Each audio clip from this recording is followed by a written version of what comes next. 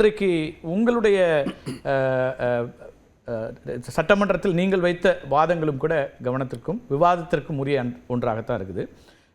குறிப்பாக முதல்ல இந்த கவன ஈர்ப்பு தீர்மானம் உங்களுடைய பொதுச்செயலாளர் கொண்டு வந்திருக்காரு. என்ன உங்களுடைய குற்றச்சாட்டாக இருக்கிறது? எதிர்க்கட்சி என்ன சட்டம் ஒழுங்கு அப்படிங்கிற விஷயத்தில் நீங்கள் என்ன குற்றச்சாட்டை முன்வைக்கிறீங்க?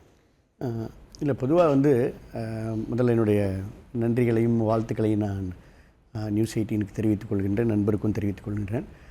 ஒரு ஆக்கப்பூர்வமான பிரதான எதிர்க்கட்சி என்ற அந்த நிலையில் மரியாதைக்குரிய கழகத்துடைய பொதுச் செயலாளர், சட்டமன்ற எதிர்க்கட்சி தலைவர் உடனுக்குடனே அது எந்த நிகழ்வாக இருந்தாலும், தமிழகத்தில் எந்த மூலை முடுக்கில் எந்த நிகழ்வாக இருந்தாலும் அது பிரதான எதிர்க்கட்சி என்ற முறையில் நம்ம வெளியில் பேசுவதை விட அவையில் அதை வாதமாக எடுத்து வைத்து அதற்கான விளக்கத்தை இந்த அரசிடம் நாம் பெற வேண்டும்.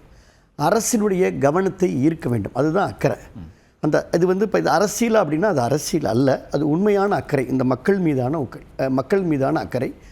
மக்கள் நமக்கு வாக்களித்திருக்கிறாங்க. எதிர்க்கட்சியாக எங்களுடைய கடமையை நாங்கள் மிக சரிவர செய்ய வேண்டும் என்று எல்லோரும் எதிர்பார்த்து கொண்டிருக்கிறார்.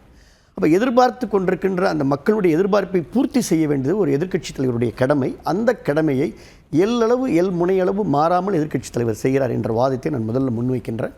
அதுதான் பார்த்தீங்கன்னா இன்றைக்கு திருநெல்வேலியில் நடந்த சம்பவம் இஸ்லாமிய சகோதரர் ஜாகிர் ஹுசேன் அவர்கள்.